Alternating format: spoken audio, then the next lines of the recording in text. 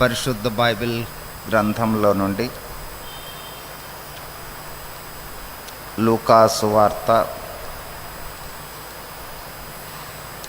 22వ అధ్యాయము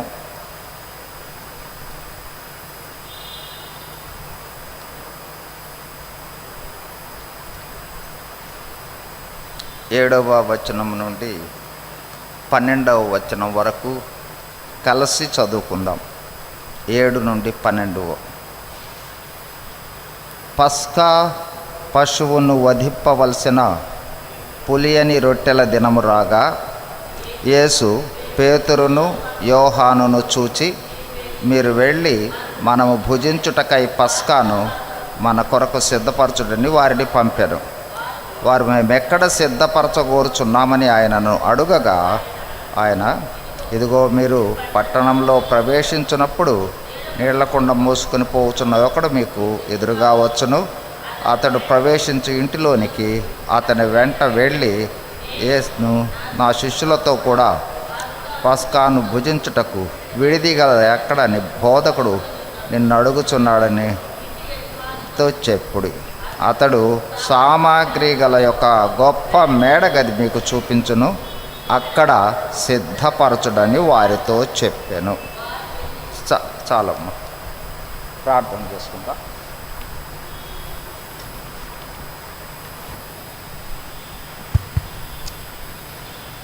పరిశుద్ధుడు అయిన మా ప్రియ పరలోకపు తండ్రి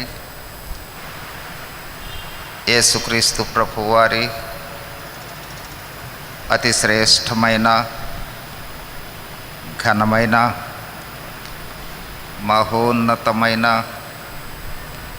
శక్తి కలిగిన నామములు దేవా, మీ రక్తము చేత విమోచించబడిన మీ ప్రియ బిడలముగా మీ పరిశుద్ధ మందిరంలో మీ పరిశుద్ధ పాదాల చెంత సాగిలపడి ప్రార్థించుటకు మీరిచ్చిన శ్రేష్టమైన సమయాన్ని బట్టి స్తుతిస్తూ ఘనపరుస్తూ హెచ్చిస్తూ ఉన్నాం. ప్రభువా, బైబిల్ స్టడీ నిమిత్తమై మమ్మల్ని సమకూర్చారు, అందును బట్టి స్తోత్రాలు. పాటల ద్వారా మీ నామాన్ని ఘనపరచుటలో సహాయం చేశారు, అందును బట్టి మిమ్మల్ని స్తుతిస్తూ ఘనపరుస్తూ ఉన్నాం. దేవా, మీరు మా మధ్య ఉన్నారు, మాతోనే ఉన్నారు, మాలోనే ఉన్నారు. ఈ లోతైన గ్రహింపు మా అందరికీ దయచేయమని వేడుకుంటా ఉన్నాం. ప్రభువా, మమ్మల్ని అందరినీ కూడా మీ రక్త ప్రోక్షణ క్రిందకు తెచ్చుకుంటూ ఉన్నాం. మీ పరిశుద్ధాత్మ సన్నిధిని మెండుగా కోరుకుంటూ ఉన్నాం. బలహీనుడను, నన్ను సంపూర్ణంగా మీ సిలువ చాటున మరుగు చేసుకొని ప్రభువా, మీ స్వరాన్ని వినాలని ఆశతో వచ్చిన మా అందరికీ అవసరమైన మీ శ్రేష్టమైన వర్తమానాన్ని దయచేయి నిమిత్తమై ప్రార్థన చేస్తూ, ప్రభువా, మీరు చేయబోతూ ఉన్న సహాయాన్ని బట్టి మిమ్మల్ని స్తుతిస్తూ ఘనపరుస్తూ హెచ్చిస్తూ యేసుక్రీస్తు ప్రభువు వారి అతి శ్రేష్టమైన మహోన్నతమైన నామములో వందనములు చెల్లిస్తూ వేడుకొంచున్నాము తండ్రి. ఆమెన్.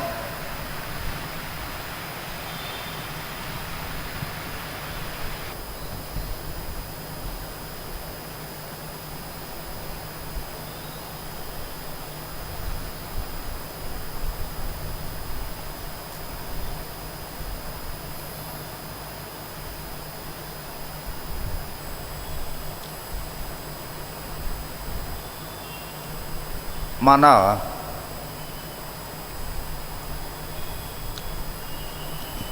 బైబిల్ స్టడీకి సంబంధించిన అంశము మేడగది.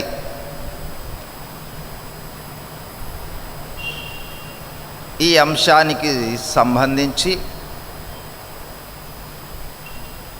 గత బైబిల్ స్టడీ క్లాస్లో కొన్ని విషయాలను మనము జ్ఞాపకం చేసుకుంటూ వచ్చాం.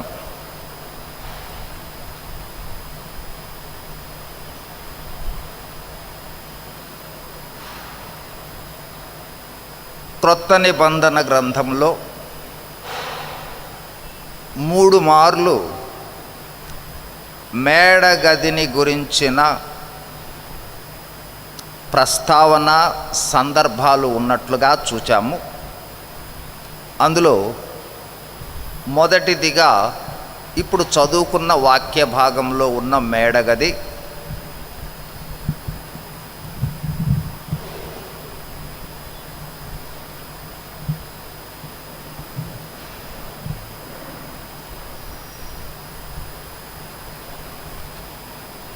అదే ప్రదేశంలో శిష్యులు మరొకసారి సమకూడతారు.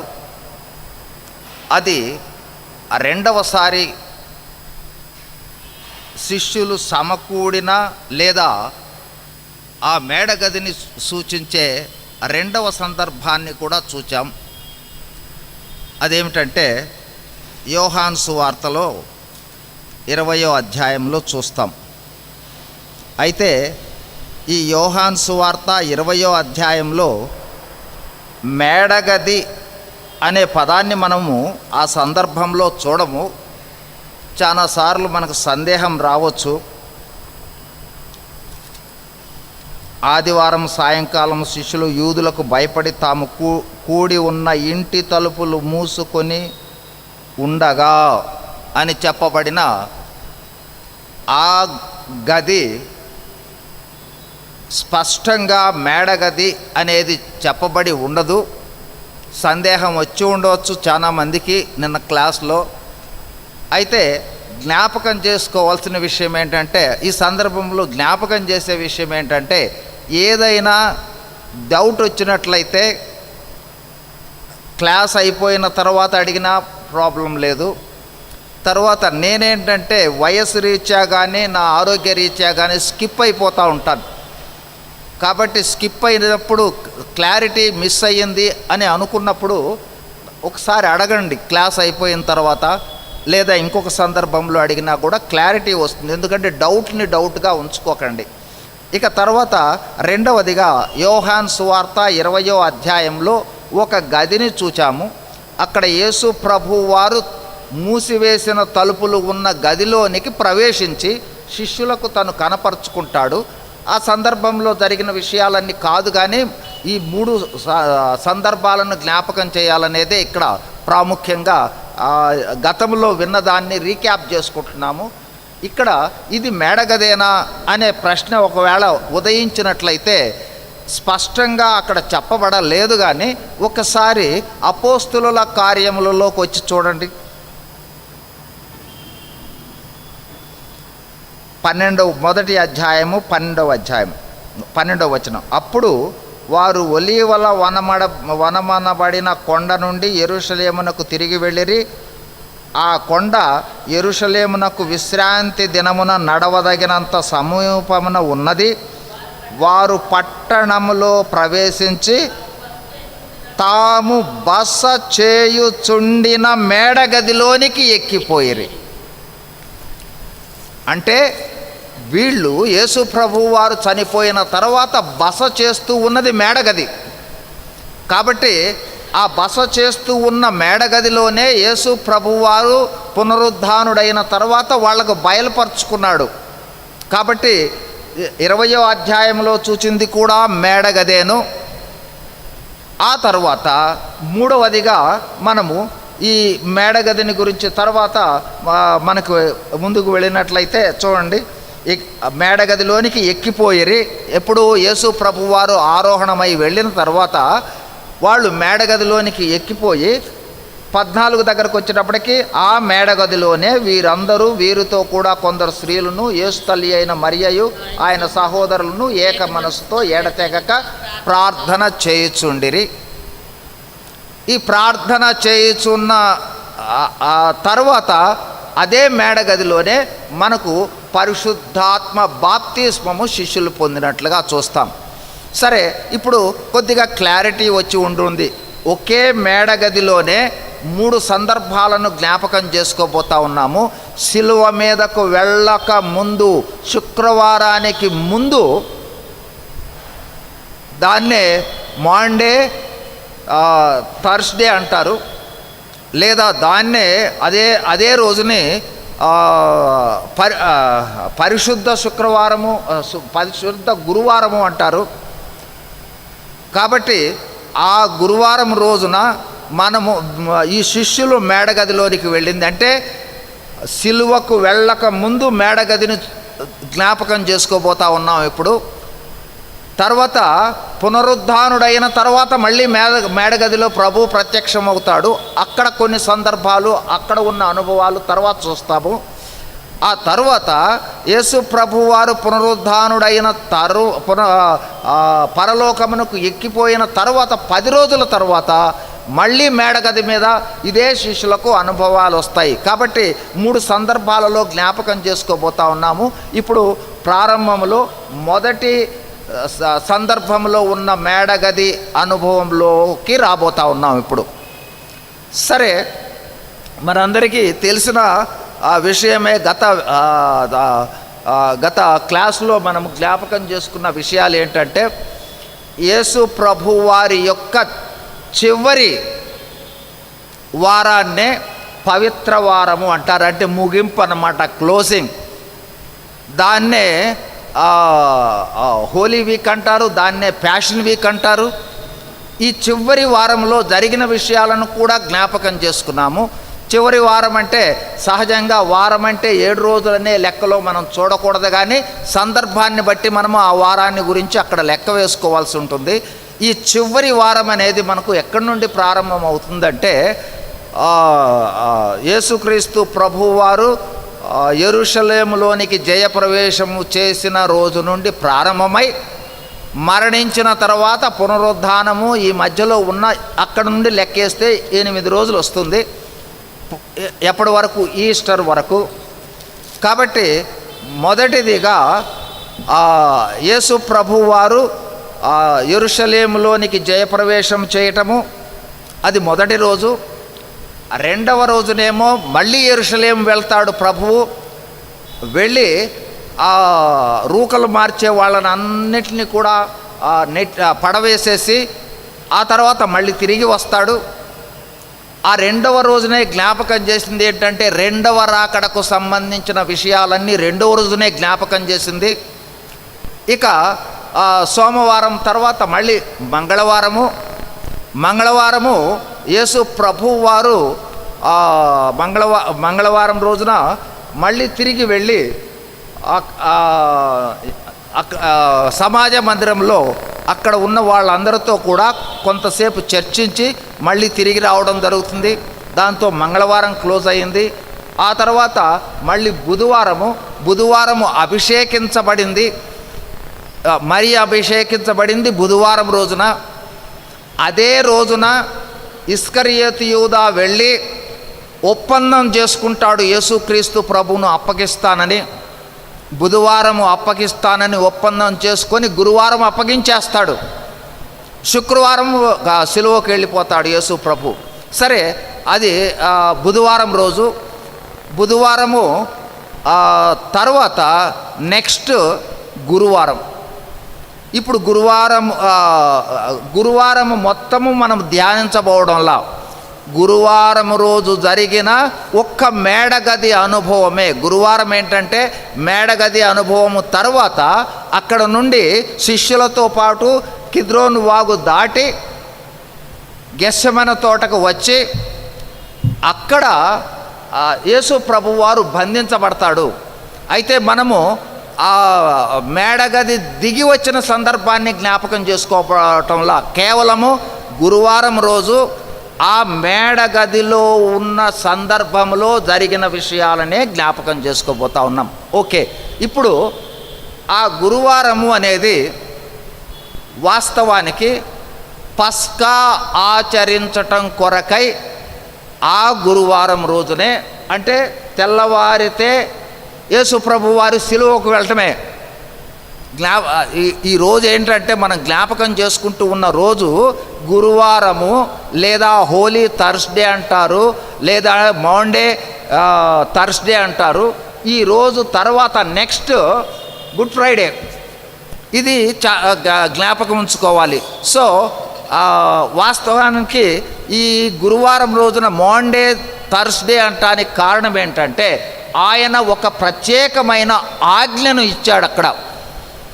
ఆ ఆజ్ఞను ఇచ్చిన గురువారం అన్నమాట. అందుకోసమే దాన్ని మాండే థర్స్డే అంటారు. సరే, ఆ గురువారం రోజున ఇప్పుడు ఆ గురువారం జరగబోతూ ఉన్న సంఘటనలను జ్ఞాపకం చేసుకుంటున్నాం. ఆ గురువారం రోజే పస్కా ప్రారంభమయ్యే రోజు. ప్రతి సంవత్సరము పస్కా ఆచరిస్తారు కదా యూదులు. అట్లాగే చూడండి, ఇక్కడ ఉంది చూడండి, మీరు గమనించినట్లయితే లూకా సువార్త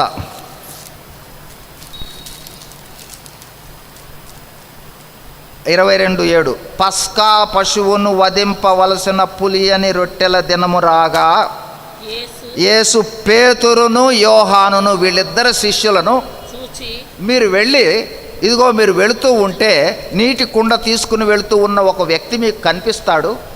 అతను వెంట వెళితే అతను ఏ ఇంట్లోకి వెళ్తాడో ఆ ఇంటి యజమానుతో చెప్పండి, మా బోధకుడు పస్కాను మీ గృహంలో ఆచరించాలి అని పంపించాడు వర్తమానం. అంటే అతడు మీకు ఒక గొప్ప మేడగదిని చూయిస్తాడని యేసు ప్రభు వారు చెప్పే పంపించాడు. చూడండి, ఇంకొక విషయం జ్ఞాపకం చేస్తాను.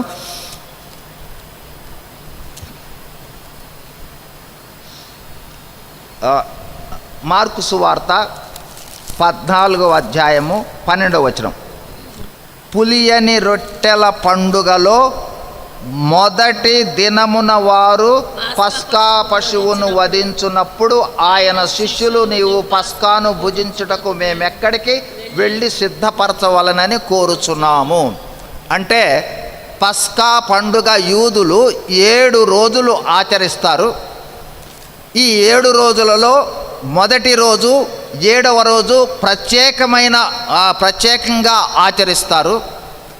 అయితే ఈ పస్కా పండుగకు సంబంధించి ఈ గురువారం అనేది ఫస్ట్ డే, మొదటి రోజు అనే విషయం గుర్తుపెట్టుకోవాలి. ప్రారంభం అన్నమాట.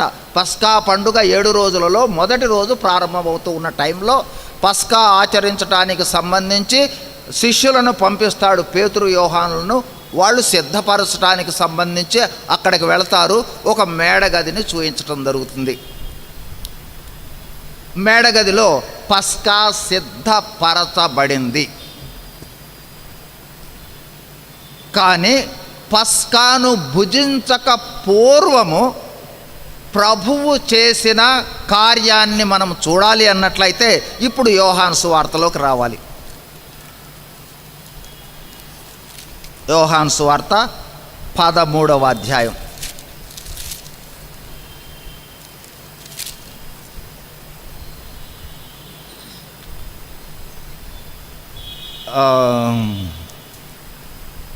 మొదటి 5 వచనాలు మార్చి చదువుకుందాం ఇప్పుడు. తాను ఈ లోకము నుండి తండ్రి యొద్దకు వెళ్ళవలసిన గడియ వచ్చనని యేసు పస్కా పండుగకు ముందే ఎరిగిన వాడై లోకములోనున్న తన వారిని ప్రేమించి వారిని అంతము వరకు ప్రేమించెను. వారు చదవండమ్మా. చేయుచుండగా అప్పగింపవాలనని సియోను కుమారుడైన ఆలోచన పుట్టించి ఉండెను గనుక తండ్రి తన చేతికి సమస్తము అప్పగించననియు తాను దేవుని వద్ద నుండి బయలుదేరి వచ్చిననియు దేవుని యొద్దకు వెళ్ళవలసి ఉన్నదని యేసు ఎరిగి భోజన పంక్తిలో నుండి లేచి తన పై వస్త్రము అవతల పెట్టివేసి ఒక తువాలు తీసుకొని నడుమునకు కట్టుకొనెను. పస్కా పండుగ ఆచరించడానికి వెళ్ళి శిష్యులతో పాటు పస్కా భుజించుట కొరకు కూర్చున్న తర్వాత మొట్టమొదటిదిగా యేసు ప్రభు వారు చేసిన మొదటి పని ఏమిటంటే, ఏం చేశాడు? మనందరికీ తెలిసినదే ఇది. ఆయన లేచి తన మీద ఉన్న వస్త్రాన్ని తీసుకొని నడుముకు కట్టుకొని, ఆ తర్వాత మనందరికీ తెలుసు ఏం చేశాడు. కట్టుకొని కంటిన్యూయేషన్లో ఉంటుంది చూడండి, 5వ వచనం. అంతటా పళ్ళెంలో నీళ్లు పోసి శిష్యుల పాదములు కడుగుటకును తాను కట్టుకొని ఉన్న తువాలుతో తుడుచుటకును మొదలు పెట్టెను. మొట్టమొదటిదిగా ఇప్పటి వరకు అంటే ఈ గురువారము మేడ గదిలోనికి ప్రవేశించక పూర్వము దాకా ఆయన బహిరంగ పరిచర్య చేశాడు. ఇప్పుడు శిష్యుల మధ్య పరిచర్య చేస్తూ ఉన్నాడు. ఆ తర్వాత మళ్ళీ బహిరంగ పరిచర్య లేదు. మీకు మీ గమనంలోకి వచ్చే ఉంటుంది. ఎందుకంటే గురువారము శుక్రవారం సిలువెక్కేస్తాడు ఇక. కాబట్టి ఇక బయటికి వెళ్ళి పరిచర్య చేసిందేమి లేదు. ఇప్పుడు ఏ పరిచర్య చేస్తూ ఉన్నాడు? ఇప్పటి వరకు బహిరంగ పరిచర్య చేసిన యేసు ప్రభు వారు ఇప్పుడు శిష్యులకు బోధించటం ప్రారంభిస్తూ ఉన్నాడు. ఇది ముగింపు, కన్క్లూడింగ్ అన్నమాట. ముగింపులో శిష్యులకు అవసరమైన బోధను చేస్తూ ఉన్నాడు. అందులో మొట్టమొదటిది ఏమి బోధిస్తూ ఉన్నాడు ఇక్కడ? ఆయన మొట్టమొదట చేసిన పని ఏంటి? అక్కడికి వెళ్ళిన తర్వాత ఇంకా పస్కా భుజించక పూర్వము కూర్చున్నవాడు లేచి తన మీద ఉన్న వస్త్రాన్ని తీసుకొని నడుముకు కట్టుకొని ఒక పళ్ళెములో నీళ్లు తీసుకొని పాదాలు కడగడం ప్రారంభించి తర్వాత తన దగ్గర ఉన్న తువాలుతో తుడవడం ప్రారంభించాడు. చూడండి, ఆ తర్వాత అంతటా పళ్ళెంలో నీళ్లు పోసి శిష్యుల పాదములు కడుగుటకు తాను కట్టుకొని ఉన్న తువాలుతో తుడుచుటకు మొదలుపెట్టాను. ఇట్లు చేయొచ్చు ఆయన సీమోను పేతురు వద్దకు వచ్చినప్పుడు, ప్రభువా నీవు నా పాదములు కడుగుదువా అని ఆయనతో అనెను. అందుకు యేసు, నువ్వు చేయుచున్నది ఇప్పుడు నీకు తెలియదు, నేను చేయుచున్నది నీకు ఇప్పుడు తెలియదు, కానీ ఇక మీద తెలుసుకుందు అని అతనితో చెప్పగా, పేతురు నీవెన్నడూను నా పాదములను కడుగరాదని ఆయనతో అనెను. అందుకు యేసు, నేను నిన్ను కడగని ఎడల నాతో నీకు పాలు లేదనెను. సీమోను పేతురు, ప్రభువా నా పాదములు మాత్రమే కాదు, నా చేతులు నా తల కూడా కడుగుమని ఆయనతో చెప్పెను. మొట్టమొదటిదిగా నేర్పిస్తూ ఉన్న పాఠము శిష్యులకు తన పై వస్త్రాన్ని తీసివేయటము అంటే తనకు ఉన్న ఆధిక్యతలన్నింటినీ పక్కన పెట్టి, ఆయన సృష్టికర్త అయిన దేవుడు, పరలోకము నుండి దిగి వచ్చిన వాడు, మానవులను కేవలము నోటి మాటతో సృష్టించిన దేవుడైన యేసుక్రీస్తు ప్రభువు తనకున్న ఆధిక్యతలన్నింటినీ పక్కన పెట్టేసేసి మంటి పురుగులైన మానవులైన శిష్యుల యొక్క పాదాలు కడగడం ప్రారంభించాడు. ఫస్ట్ లెసన్ శిష్యులకు నేర్పిస్తూ ఉన్నది. నేను అదే విషయాన్ని తర్వాత కూడా చెప్తాడు. చూడండి 15వ వచనంలో, నేను మీకు చేసిన ప్రకారము మీరును చేయవలనని మీకు మాదిరిగా ఇలాగ చేసి తిని. చాలాసార్లు మానవ స్వభావంలో మనము అంత గొప్పవాళ్ళము, ఇంత గొప్పవాళ్ళము, అంత ఆధిక్యత కలిగిన వాళ్ళము, మేము అలాంటి వాళ్ళము, ఇలాంటి వాళ్ళము అని ఒక రకమైన అపోహలలో ఉండి తగ్గింపనేదే లేని స్థితి ఉండే ఆ స్థితి నుండి శిష్యులను ప్రక్కకు తీసుకురావడం కోసం మేడ గదిలోనికి వెళ్ళిన తర్వాత కానీ ఈ విషయాన్ని వాళ్లకు తెలియచేయలేదు. మేడ గది అంటే నేల దాటి పైకి వెళ్ళటం. పైకి వెళ్ళిన తర్వాత ఆ తర్వాత ఇంకా పైకే వెళ్ళారు శిష్యులు తప్ప మళ్ళీ కిందకు రాలేదు. కాబట్టి అందుకే దావీదు మహారాజు ఒక సందర్భంలో అంటాడు, నేను ఎక్కలేనంత ఎత్తుకు నన్ను ఎక్కించమని. కాబట్టి ఆ విశ్వాస యాత్రా జీవితంలో ఎదగటము లేదా పైకి వెళ్ళటము అంటే దాని అర్థం ఏంటి? ఇదే పైకి వెళ్ళటం అంటే. చూడండి ఒకసారి మళ్ళీ ఇక్కడికి వద్దాం.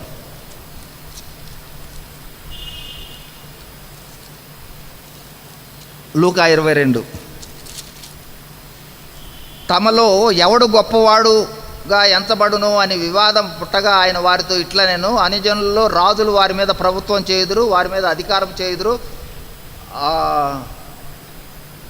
ఉపకారులు అనబడుదురు. మీరైతే అలాగ ఉండరాదు. మీలో గొప్పవాడు చిన్నవాని వలెను, అధిపతి లూకాసు వార్త లూకా 22, 24, 25. అధిపతి ఎట్లా ఉండాలి? అధిపతి 25 చివరిలో ఉంది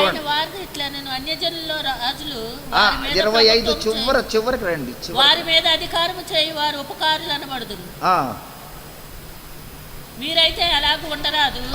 మీలో గొప్పవాడు చిన్నవాని వలెను, అధిపతి పరిచారకుని వలె ఉండాలి. నువ్వు ఎంత గొప్పవాడివి అనేది ఆత్మీయంగా తెలియాలి అంటే భౌతికంగా ఎంత తగ్గించుకున్నావు అనే దాని మీద మన యొక్క అధికారము లేదా మన ఆధిక్యత, మన గొప్పతనము, మన ఔన్నత్యం అనేది తెలుస్తుంది. ఆ విషయాన్నే యేసుక్రీస్తు ప్రభువారు మేడగదిలో శిష్యులకు నేర్పిస్తూ ఉన్నాడు. ఇది మొట్టమొదటిది క్రైస్తవులు, విశ్వాసులు అంటే ఎలా ఉండాలి అంటే, ఏ విధంగా యేసుక్రీస్తు ప్రభువు వారు శిష్యుల పాదాలను కడిగే విధంగా ఎంతగా తగ్గించుకున్నాడో, కడగడం మాత్రమే కాదు మళ్ళీ తొడగడం కూడా చేశాడు. ఇక్కడ ఇంకొక ప్రాముఖ్యమైన సత్యము, ఎంత సత్యము అనేది ఒకసారి గమనించినట్లయితే, ప్రభువు 12 మంది శిష్యుల కాళ్ళు కడిగాడు. మొట్టమొదటిలోనే కనిపించి చూడండి. ఇప్పుడు ఒక వచనాన్ని చూపిస్తాను మీకు. యోహాను సువార్త. వారు భోజనము చేయుచుండగా ఆయనను అప్పగింపవలనని సీమోను కుమారుడైన ఇస్కరియోతు యూదా హృదయంలో అపవాది ఇంతకుముందు ఆలోచన పుట్టించి ఉండెను గనుక, అంటే ఆ రోజు రాత్రి యేసు ప్రభువును పట్టించబోతూ ఉన్న ఇస్కరియోతు యూదా పట్టించబోతూ ఉన్నాడని తెలిసి కూడా కడిగాడు కాళ్ళు. తగ్గింపు అనేది ఏదో మనకిష్టమైన వాళ్ళ కాళ్ళు కడగటం కాదు, మన ఇష్టమైన వాళ్ళు చెప్తే వినటం కాదు. ఆయన యేసు ప్రభువు వారు అదే రోజు అంటే గురువారం రాత్రి యేసు ప్రభువుని పట్టించబోతా ఉన్నాడు. తెల్లారి సిలువ వేయటానికి ఇస్కరియోతు యూదా కారణమవుతూ ఉన్న ఇస్కరియోతు యూదా పాదాలను కూడా కడిగాడు. అంతటి తగ్గింపు క్రైస్తవులమైన మనకు ఉండాలి. చాలాసార్లు మన జీవితంలో ఈ అనుభవము, మేడగది అనుభవము లేని స్థితి. ఎదుటి వాళ్ళు గౌరవిస్తే మనము గౌరవిద్దాం, ఎదుటి వాళ్ళు మంచోళ్ళు అయితే గౌరవిద్దాం, ఎదుటి వాళ్ళు మంచి వాళ్ళైతే కాదండి. శత్రువులైనా, మరణానికి అప్పగించే వాళ్ళైనా యేసు క్రీస్తు ప్రభువు ఏ విధంగా పాదాలను కడిగాడో ఆ విధంగా పాదాలను కడిగి తగ్గించుకునే అనుభవం ఉండాలి. ఆ విషయాన్నే ఇందాక చూసాం కదా 15వ అధ్యాయంలో, నేను మీకు ఎట్లా చేశానో మీరు అట్లాగే చేయాలి. ఈ అనుభవంలోనికి రావడం అంత సులువు కాదు. ఇదే మేడగది అనుభవంలోనికి రావడం అంటే, ఈ మేడగది అనుభవంలో లేకోకుండా ఈ ముందు అనుభవాల్లో ఉంటూ ప్రతి చిన్నదానికి నేనేదో గొప్ప, నేనేదో ఎక్కువ, నేనేదో, ఎవరు ఎక్కువ ఎవరు తక్కువ, యేసు ప్రభు వారే పాదాలు కడిగే స్థితికి ఏర్పడితే. కాబట్టి గుర్తుపెట్టుకోవాల్సింది, మనము ఎంతగా తగ్గించుకుంటున్నాము అనే దానిని బట్టి అంతగా పరలోకంలో హెచ్చించబడతాం. దేవుని యొక్క ఆలోచనలలో లేదా దేవుని ఉద్దేశంలో అంతగా హెచ్చించబడటం జరుగుతుంది. అదే విషయాన్ని మనకు యేసు ప్రభు వారు బోధించాడు కూడా. మత్తయి సువార్తలో చూడండి 6వ అధ్యాయం 44వ వచనం. నేను మీతో చెప్పున్నదేమనగా, మీరు పరలోకమందున్న మీ తండ్రికి కుమారులై ఉండునట్లు మీ శత్రువులను ప్రేమించుడి. తర్వాత మిమ్ములను హింసించు వారి కొరకు ప్రార్థించుడి. ఎప్పుడైనా సరే శత్రువులను ప్రేమించే విధమైన ప్రేమ నాకు కావాలి ప్రభువా, నీ ప్రేమతో నన్ను నింపు. నేను శత్రువులను శత్రువులుగానే చూస్తున్నాను, శత్రువులను ప్రేమించడం లేదు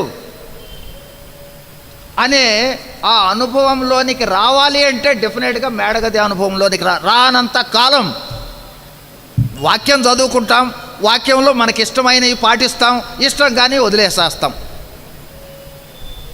నచ్చినవి పాటిస్తాం, నచ్చకపోతే వదిలేస్తాం. ఇది కాదు అవసరమైంది.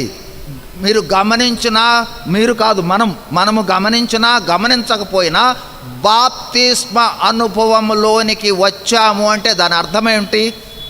చూడండి, ఇప్పుడు రోమేలకు రాసిన పత్రిక రోమా 6 చూడండి ఒక్కసారి. ఈ అనుభవం మనకుందా? బాప్తిస్మానికే రావాలి ఈ అనుభవం. రోమేలకు రాసిన పత్రిక 6వ అధ్యాయము 3వ వచనం. క్రీస్తు యేసులోనికి బాప్తిస్మము పొందిన మనందరము, ఎవరో కొందరు కాదండి, గుర్తుపెట్టుకోండి, మనందరము, మన అందరినీ ఇంక్లూడ్ చేస్తా ఉన్నాడు పౌలు భక్తుడు. ఆయన మరణములోనికి బాప్తిస్మము పొందితిమని మీరెరుగరా. అంటే బాప్తిస్మములోనికి వెళ్ళాము అంటే దాని అర్థం ఏంటి? We're died. ఎదుటి వాళ్ళు తిట్టారా? తిట్టినట్టు అనిపించదు. చనిపోయినోడికి తిట్టడం తెలుస్తుందా? ఎదుటివాడు ద్వేషించాడా? ద్వేషించినట్లు అనుకో. మనం ప్రేమించడమే మన దృష్టి. ఎందుకంటే మన శరీరానికి, మన ఆలోచనలకి, మన ప్రవర్తనలకి మనము ఈ లోక సంబంధమైన జీవితానికి మరణించాం. మనం క్రీస్తు జీవాన్ని కలిగి జీవిస్తూ ఉన్నాం. ఈ అనుభవం అనేది బాప్తిస్మముతోనే రావాలి. చాలా సార్లు రాదు, అంత సులువు కాదు రావటం. బాప్తిస్మము ద్వారా మనము పరిశుద్ధాత్మను వరముగా పొందుతాం. ఆత్మతో నింపబడితే కానీ క్రీస్తు ప్రేమ మనలో నుండి బయటికి రాదు. నింపబడనంత కాలం, అంతకు మించి ప్రభువా నీ ప్రేమతో నన్ను నింపు. 5:5 రోమా 5 చాలా దేవుని యొక్క ప్రేమ కృమ్మరించబడిందని కూడా రాయబడి ఉంది అక్కడ. 5:5 చూడండి, రోమా 5:5.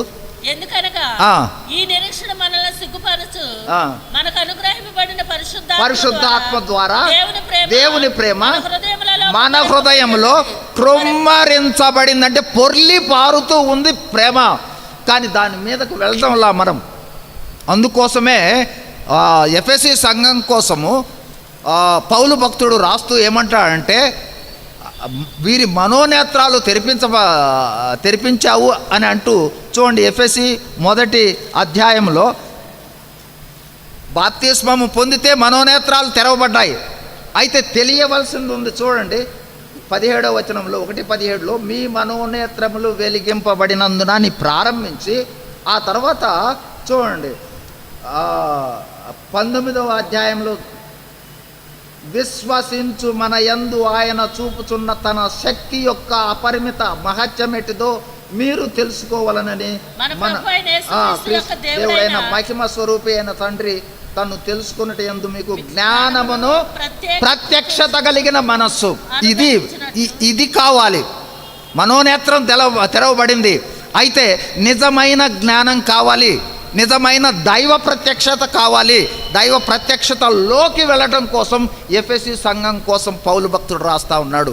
కాబట్టి మొట్టమొదటిదిగా మనం నేర్చుకోవాల్సిన, మేడగది అనుభవంలో నేర్చుకోవాల్సిన మొదటి పాఠం, ఏ విధంగా యేసు క్రీస్తు ప్రభువారు సృష్టికర్త దేవుడై ఉండి, సర్వోన్నతుడై ఉండి, సమస్తము తన కనుసన్నలతో నడిపించే ఆ యేసు క్రీస్తు ప్రభువారు మాదిరిగా మన కోసము వచ్చి మరణించటం కాదు, శిష్యుల యొక్క పాదాలు కడిగి, అందులోనూ తనను అప్పగించబోతూ ఉన్న ఇస్కరియోతు యూదా పాదాలు కడిగి నా వలె మీరు కూడా చేయాలి అనే విషయాన్ని మనకు తెలియచేస్తూ ఉన్నాడు. ఇది ఫస్ట్ లెసన్ మనం నేర్చుకోవాల్సింది.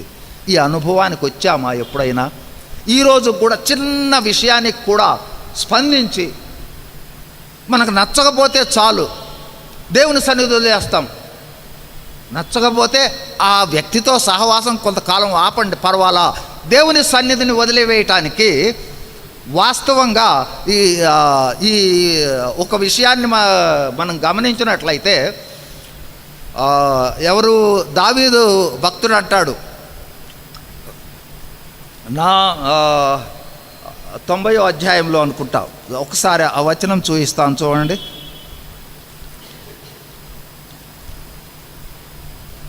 కీర్తనల గ్రంథము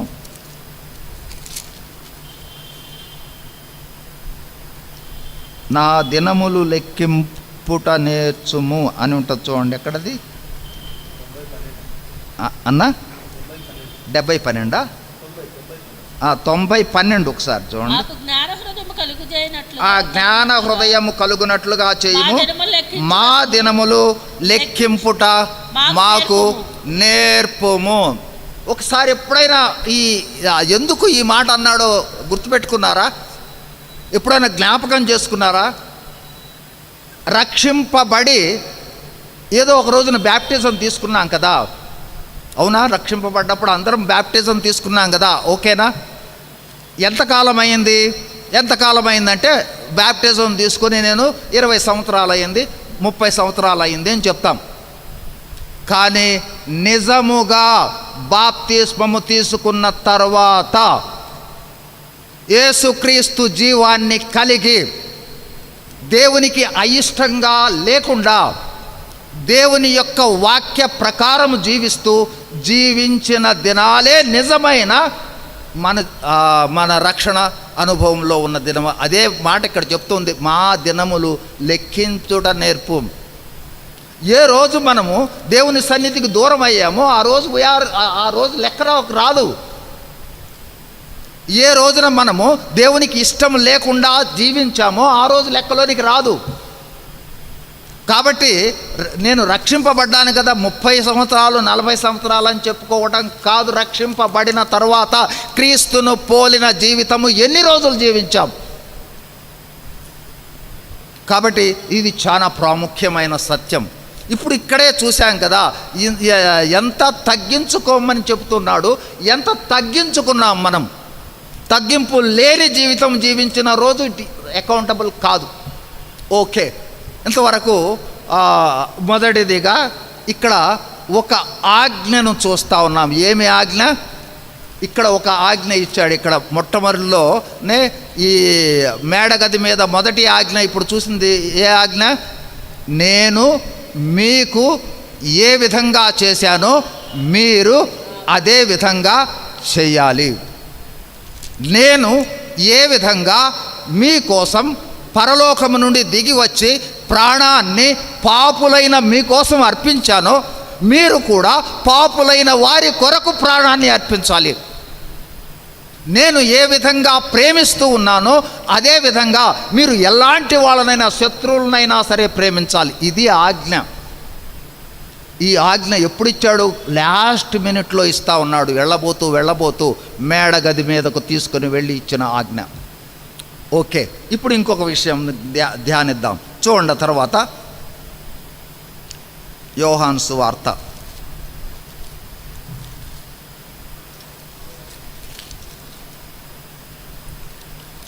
ఆ తర్వాత 6వ వచనం. ఇట్లు చేయుచు అంటే పాదాలను కడుగుతూ ఆయన సీమోను పేతురు వద్దకు వచ్చినప్పుడు అతడు, ప్రభువా, నీవు నా పాదములు కడుగుదువా అని ఆయనతో అనెను. అందుకు యేసు, నేను చేయనది ఇప్పుడు మీకు తెలియదు గాని ఇక మీదట తెలుసుకుందునని వానితో చెప్పగా, పేతురు, నువ్వెన్నడూ నా పాదములు కడుగురాదని ఆయనతో అనెను. చాలు. పాదాలు కడుగుతూ ఎక్కడికి వచ్చాడు? ప్రభువు పేతురు దగ్గరకు వచ్చాడు. అప్పటి వరకు అందరూ సాదాసీదాగా కడిగించుకున్నారు. పేతురు దగ్గరకు వచ్చేటప్పటికి పేతురు అన్నాడు, ప్రభువా, నువ్వు నా పాదాలు కడగటమా? వద్దొద్దు అన్నప్పుడు వెంటనే ప్రభు అన్నది ఏంటంటే, నేను నీ పాదాలు కడగకపోతే నీకు నాతో పాటు పాలు లేదు. అయితే మళ్ళీ వెంటనే ఏమంటున్నాడు? నా పాదాలే కాదు, ఇప్పుడు నా తల, నా శరీరం అంతా కడగమంటాడు. ఇక్కడ ఇంకొక లెసన్ చెబుతా ఉన్నాడు ప్రభు. ఈ లెసన్ ఏంటంటే, పాదములు కడుగు అనుభవం అనేది ప్రతి దినము విశ్వాసికి ఉండవలసిన అనుభవం. శరీరం అంతా కడిగిన అనుభవం అంటే బాప్తిస్మము. బాప్తిస్మము తీసుకున్న రోజున మనము మన పాపాలన్నీ ఒప్పేసుకున్నాం. ఒప్పేసుకోవడం ద్వారా సమస్తము మన గత జీవితానికి సంబంధించిందంతా కడిగి వేయబడ్డాం. అంతటితో అయిపోలేదు. ఇది ప్రాముఖ్యమైన సత్యం. ఇప్పుడు స్నానము చేసిన వాడు మళ్ళీ స్నానం చేయాల్సిన అవసరం లేదు, కానీ పాదాలు కాళ్ళు కడుక్కోవాలంటే మనము బాప్తిస్మ అనుభవము ద్వారా స్నానం చేశాము. అయినను అనుదినము ఉద్దేశపూర్వకంగా కావచ్చు, మనకు తెలియక కావచ్చు. ఉదాహరణకి మనమే ఉన్నామండి, చాలా సింపుల్ ఎగ్జాంపుల్ మనకు తెలిసిందే. మనం పొద్దున్నే స్నానం చేసాం, బయటికి వచ్చేటప్పుడు ఎక్కడికి వెళ్ళాలా, మట్టిలోకి వెళ్ళలేదు, ఏం చేయలేదు. మళ్ళీ ఇంటికి వెళ్ళంగానే ఏం చేస్తాము? కాళ్ళు చేతులు కడుగుతాం కదా. ఎందుకు కడుగుతాము? మనం మట్టిలోకి వెళ్ళలేదు కదా, బురదలోకి వెళ్ళలేదు కదా, అయినా ఎందుకు కడుగుతున్నాము? మనకు తెలిసి తెలియకుండా మన మీదకి దుమ్ము వచ్చి పడి ఉంటుంది కాబట్టి కాళ్ళు చేతులు కడుగుతాం. అట్లాగే రక్షింపబడిన విశ్వాసి బాప్తిస్మములో సాక్ష్యం ఇచ్చిన తరువాత ఎవ్రీడే ప్రభువు దగ్గరకు వెళ్ళి, ప్రభువా నీ రక్తములో నన్ను కడిగి పవిత్రపరచు. ఎందుకంటే ఈ శరీరము శపితమైన శరీరము, శపించబడిన శరీరం. దీనికి, ఈ శరీరానికి పాప స్వభావము, పాప నైజము, పాప ఆలోచన అంటే ఆటోమేటిక్గా ఇనుమును కానీ అయస్కాంతము ఎట్లా ఆకర్షించుకుంటుందో అట్లా ఆకర్షించుకుంటుంది. మనకు తెలియదు, తెలియకోకుండానే మనము అనేక రకాలైన తప్పులు చేస్తూ ఉంటాం. ఆలోచనల్లో కావచ్చు, లేదా స్వభావంలో కావచ్చు, మాట్లాడటంలో కావచ్చు. అతి తేలికగా చేసే తప్పు ఏంటంటే వేషధారణ. లోపల ఒకటి ఉంటుంది, బయట ఒకటి మాట్లాడతాం. చాలా తేలిక. ఇంకొక రకంగా దాన్నే ఏమంటారంటే అబద్ధంలాట. అబద్ధంలాడుటకి వేషధారణకి పెద్ద తేడా ఏం లేదు. అసలు ఆ వేషధారణ అంటే యేసు ప్రభు అసహ్యించుకున్న పాపాలలో ఒక పాపం. లోపల ఒక్కడుంటాడు. వేషధారణ అంటే డ్రామాలు వేయటమండి. మనందరికీ తెలుసు కదా. వేషధారణ అంటే ఒక పెద్ద ఏదో ఆత్మీయమైన విషయంలాగా అనుకోకండి. వేషధారణ అంటే ఒక సినీ యాక్టర్ ఉన్నాడు. ఆ సినీ యాక్టరు యాక్చువల్గా ఒక మనిషి, బయట ఇంకొక రకంగా వేషం వేస్తూ ఉన్నాడు. అదే వేషధారణ అంటే లోపల ఒకటి ఉంటాము, మనం లోపల ఒకటి ఉంటుంది, బయటకి ఇంకొక రకంగా ప్రవర్తిస్తాం. లోపల చెడు ఉంటుంది, బయట మంచివాళ్ళలాగా ప్రైజ్లాడ్ సిస్టర్ అంటాం, ప్రైజ్లాడ్ అన్న అంటాం. లోపలేమో ఇంకొక స్వభావం ఉంటుంది. ప్రేమ ఉండకపోవచ్చు, ప్రేమ ఉన్నట్టు నటించటం. ఇదే ఇలాంటిది మనకు తెలియకోకుండా రెగ్యులర్గా ఎవ్రీడే జరుగుతూనే ఉంటుంది. అందుకోసము ప్రతిరోజు కాళ్ళు చేతులు కడుగుకునే అనుభవంలోనికి వెళ్ళాలి. అంటే ఏంటి? ప్రభువా, ఈరోజు నేను చేసిన పొరపాట్లు ఏమేమి ఉన్నాయో వాటన్నింటినీ నీ రక్త ప్రోక్షణలో కడిగి నన్ను పవిత్రపరచు. మనందరం చదువుకునే ఉంటాం. భక్త్ సింగ్ గారి పుస్తకాల్లో, ఒక పుస్తకంలో భక్త్ సింగ్ గారు రోజంతా గడిపిన తర్వాత రాత్రికి పండుకోబోయేటప్పుడు మోకరించి, ప్రభువా ఈరోజంతా నీకు సంతోషకరమైన విధంగానే నేను ప్రవర్తించానా, ఎక్కడైనా నిన్ను ఆయాస పెట్టానా అని అడిగి, ఆయాస పెట్టినది ఏది ఉంటే దానిని గురించి పశ్చాత్తాపపడి క్షమాపణ వేడుకొని తిరిగి ప్రభువుతో సఖ్యత వచ్చిన తర్వాతే పడుకునేవాడట. ఇంకొక విషయం, ఆయన ఏ టయానికి పండుకుంటాడో తెలియదు. సెట్ అయిన తర్వాతే పండుకునేవాడు. ఒక్కొక్క రోజు 3 గంటలకి 4 గంటలకి. అంత రోషము కలిగిన జీవితం కలిగి మనము కూడా ఉండాలి. కాబట్టి అంటే ఎవ్రీడే టెస్టింగే. ప్రతిరోజు ప్రతి పనిలో ప్రతి ఆలోచనలో ప్రతిరోజు కాళ్ళు చేతులు కడుగుకునే అనుభవాన్ని ఇక్కడ రెండవ పాఠంగా నేర్పిస్తున్నాడు. నేను బ్యాప్టిజం తీసుకున్నానండి వెళ్ళిపోతాను పరలోకాన్ని అనుకుంటున్నారేమో. There is no guarantee. Paul భక్తుడు అంటాడు కదా, భయముతోనూ వణకుతోనూ మీ రక్షణను కొనసాగించుకొనుడి. కాబట్టి అనుదినము మార్నింగ్ అండ్ ఈవినింగ్ ఎప్పుడు ప్రార్థనలో నీకు వచ్చినా సరే మొట్టమొదటిదిగా చేయవలసిన పని ఏంటి? ప్రభువా, నీ రక్త ప్రోక్షణలోనికి వస్తా ఉన్నాను, పాపులము క్షమించండి. ఒకసారి ఒక సందర్భాన్ని జ్ఞాపకం చేస్తాను. ఒక గొప్ప దైవజనుడు మనందరికీ తెలుసు, బిల్లీ గ్రహం గారు. ఆయన క్లోజింగ్ వర్డ్స్ చెప్పమని అడిగితే ఏమని చెప్పాడు తెలుసా? Lord, I am a sinner. ముగింపులో చనిపోబోతూ అంత గొప్ప పరిచర్య చేసిన ఆ దైవజనుడు ఆయన closing words, lord, I am a sinner. Yes, మనం అందరము ఈ లోకంలో జీవినంత కాలం చనిపోయిన దాకా కూడా సిన్నర్సమే, అనుమానమే లేదు, సందేహం లేదు. అయితే అనుదినము మనము మన కాళ్ళు చేతులు దినదినము కడుగుకునే అనుభవంలో ఉండటము అవసరం. కడుగుకోకుండా ఉన్నాము అన్నట్లయితే ఆ రోజు మనకి కౌంట్ కాదు. మనం బ్యాప్టిజం తీసుకున్నామే కానీ. అదొకటి. అంతకన్నా ప్రాముఖ్యమైన మరొక సత్యం ఉంది. చూడండి 59 యెషయా గ్రంథము 59 1-2 వచనాల్లో, రక్షింపనేరక ఉండునట్లు యెహోవా హస్తము కుర్చకాలేదు, విననేరక ఉండునట్లు ఆయన చెవులు మందము కాలేదు. మీ దోషములు మీకును మీ దేవునికి అడ్డుగా వచ్చను కనుక మీ పాపములు ఆయన ముఖమునకు మీకు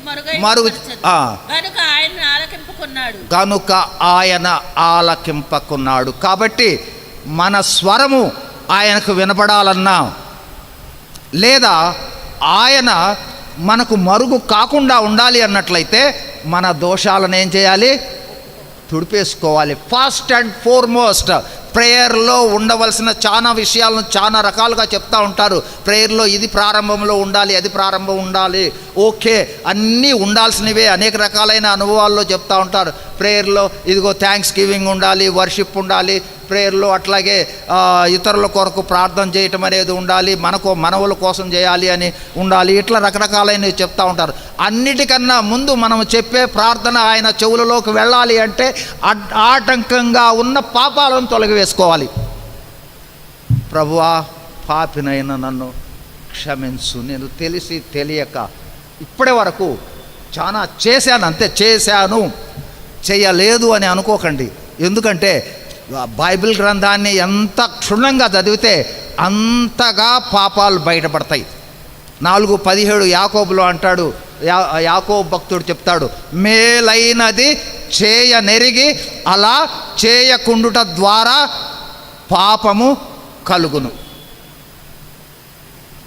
ప్రత్యేకంగా చెడ్డ పనులు చేసి పాపమని కాదు, ఎదుటి వాళ్లకు మాట సహాయము చేయడానికి అవకాశం ఉండి ఆ మాట సహాయం చేయకోకుండా వచ్చినా, ఎదుటి వాళ్లకు ప్రార్థన చేయడానికి అవకాశం ఉండి ప్రార్థన చేయకపోయినా, ఎదుటి వాళ్లకు ధైర్యం చెప్పడానికి అవకాశం ఉండి ధైర్యం చెప్పకపోయినా, ఎదుటి వాళ్ళు ఇబ్బందుల్లో ఉన్నాను, ఒక 10 రూపాయలు ఇవ్వవా అని వస్తే జేబులో 10 రూపాయలు పెట్టుకొని ఇవ్వకపోయినా, that is a sin.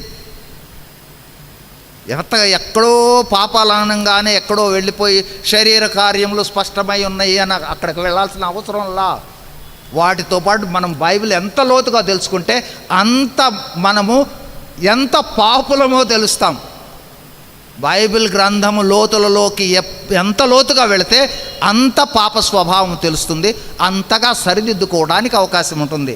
Okay, ఇప్పుడు 2 విషయాలను మనం జ్ఞాపకం చేసుకున్నాం కదా. ఇంకొక విషయాన్ని జ్ఞాపకం చేసి నేను ముగించేస్తాను. ఏమిటి 2 విషయాలు? పేతురు యోహానులను పంపించాడు యేసు ప్రభువారు. పస్కాను మేడగది మీద సిద్ధపరచిన తరువాత పస్కా భుజింపక పూర్వము యేసు ప్రభువారు చేసిన పని శిష్యుల పాదాలను కడిగి నేను ఏ విధంగా మీ శిష్యులైన మీ పాదాలను కడిగానో, అక్కడ ఇంకొక మాట కూడా చెప్తాడు. ఒకసారి చూడండి, 12వ వచనం. వారి పాదములు కడిగి తన పై వస్త్రము వేసుకున్న తర్వాత ఆయన మరలా కూర్చుండి, నేను మీకు చేసిన పని మీకు తెలిసినదా? బోధకుడననియు ప్రభువనియు మీరు నన్ను పిలుచుచున్నారు. నేను బోధకుడును ప్రభువును గనుక మీరిట్లు పిలుచుట న్యాయమే. కాబట్టి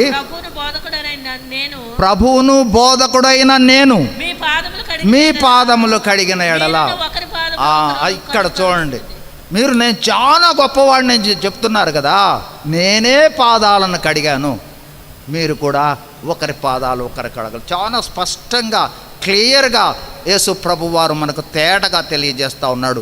చాలా ప్రాముఖ్యమైన సత్యం. ఈ తగ్గింపు అనేది అంత సులువుగా రాదు. ఉన్నదా మనలో? లేకపోతే మాత్రం రావాలి. రానంత కాలము మన బాప్తిస్మము పొందిన తర్వాత మన యొక్క ఆ నూతన జన్మ అనుభవంలో వచ్చే రోజులు కౌంట్ డౌన్, ఆ పరిమాణంలో తగ్గినాయి అని అనుకోవాలి. మన దినాలు అనుకుంటున్నాము ఇన్ని సంవత్సరాలని. మనలో కక్షలు తగ్గడం లేదు, కార్పణ్యాలు తగ్గడం లేదు, అసూయ తగ్గడం లేదు, ఎదుటి వాళ్ళు అంటే పడకపోవడం తగ్గడం లేదు, ఎదుటి వాళ్ళ మీద కోపం తగ్గడం లేదు. అంటే ఆ రోజులన్నీ కూడా మన రక్షింపబడిన నంబర్ ఆఫ్ డేస్లో తగ్గిపోతూ ఉన్నాయి అనేది గుర్తుపెట్టుకోవాలి. ఓకే, ఇక తర్వాత చూడండి, ఇక్కడ మరొక ప్రాముఖ్యమైన సత్యాన్ని, ఇంకొక ప్రదేశం, ఇంకొక విషయాన్ని సింపుల్గా జ్ఞాపకం చేసి నేను ముగించేస్తాను. 21వ అధ్యాయం దగ్గర యేసు ఈ మాటలు పలికిన తర్వాత 13:21 యోహాను, మీలో ఒకడు నన్ను అప్పగించునని మీతో నిశ్చయముగా చెప్పుచున్నానని రూఢిగా చెప్పాను. ఇక్కడ మూడవ ప్రాముఖ్యమైన సత్యం, మేడగది మీద తనను అప్పగించబోతూ ఉన్న శిష్యుని బహిర్గతం చేశాడు. ఈ మేడగది అనుభవంలోకి వెళ్ళిన తర్వాత మనందరూ గ్రహించవలసిన మరొక సత్యం ఏంటంటే, మనలో ఉన్న ఇక్కడ శత్రువు అని కనపడుతూ ఉన్న ఇస్కరియోతు యూదాను ఏ విధంగా ఐడెంటిఫై చేశాడో ప్రభువు, మనము కూడా మనలో ఉన్న మనకు శత్రు సంబంధమైన స్వభావాలు, శత్రు సంబంధమైన ఆలోచనలు, శత్రు సంబంధమైన ప్రవర్తనలు ఐడెంటిఫై చేయగలిగి ఉండాలి. ఐడెంటిఫై చేసిన తర్వాత అవే ఆ తర్వాత జరగవలసిన విషయం తర్వాత జరుగుతుంది. తర్వాత అధ్యాయాల్లో, తర్వాత మేడగది అనుభవాల్లో చూస్తాం. మూడవదిగా 3 విషయాలను ఇప్పటి వరకు మనం జ్ఞాపకం చేసుకున్నాం. నంబర్ 1, ఫస్ట్, యేసుక్రీస్తు పాదములు ఎంతగా తగ్గించుకొని కడిగాడో అంత తగ్గింపు అవసరం. ఆ తగ్గింపు రావాలి అన్నట్లయితే మరణానుభవం అవసరం. ఈ లోక సంబంధంగా మనము చనిపోకపోయినట్లయితే, అదే విషయం అంటాడు కదా పౌలు భక్తుడు గలతీ 2:20 అంటాడు, నేను క్రీస్తుతో పాటు సిలువ వేయబడి ఉన్నాను, ఇక జీవించువాడను నేను కాదు. అంటే మనము ఇక బయటకు రాకూడదు. ఎవరు బయటకు రావాలి? క్రీస్తే నాయందు జీవించుచున్నాడు. క్రీస్తు స్వభావం రావాలి మనలో. మన స్వభావం కాదు. మన స్వభావం ఎప్పుడూ కూడా లోక సంబంధమైన స్వభావమే, లోక సంబంధమైన ఆలోచనలే, లోక సంబంధమైన ప్రవర్తనే, లోక సంబంధమైన తలంపులే, లోక సంబంధమైన మాటలే. ఇది మన స్వభావం. అయితే మనము మరణానుభవము లేదా క్రీస్తుతో పాటు శరీరాన్ని సిలువకు కొట్టివేయబడిన అనుభవంలోనికి వస్తే క్రీస్తు జీవిస్తాడు. క్రీస్తు జీవించినట్లయితే క్రీస్తును పోలి ప్రేమిస్తాం, క్రీస్తును పోలి తగ్గించుకుంటాం, క్రీస్తును పోలి పాదాలను కడుగుతాం, శత్రువులైన పాదాలను కడుగుతాం, మనలను హింసించిన వారైనా పాదాలను కడుగుతాం, మనల్ని ఇబ్బంది పెడుతూ ఉన్న వాళ్ళైనా అదే ప్రేమ అంటే. 13వ అధ్యాయము 1 కొరింథీ 13వ అధ్యాయంలో చెప్పబడిన ప్రేమ అదే. మరణానికి నా శరీరం అంతా అప్పగించిన, నాకున్న ఆస్తి అంతా ఇచ్చివేసిన, లేదు. అంతకన్నా ఉన్న 9 రకాలైన ఆత్మ సంబంధమైన వరాలలో ఏ వరం అది? భవిష్యత్తును గురించి చెప్పే వరాన్ని ఏమంటారు అన్న? కృపావరాలలో ప్రవచన వరం. ప్రవచన వరము కలిగి ఉన్నా కూడా, ప్రవచన వరం కలిగి ఉన్నా, ఉన్నదంతా తీసుకుని వెళ్ళి పేదలకు ఇచ్చినా, లేదా శరీరాన్ని అవసరమైతే మరణానికి అప్పగించుకున్నా కూడా, ప్రేమ లేని వాడనైతే నేను వ్యర్థుడను. కాబట్టి ఆ ప్రేమే యేసుక్రీస్తు ప్రేమ. ఆ ప్రేమ ఉంటే తగ్గింపు ఉంటుంది, మొదటిది.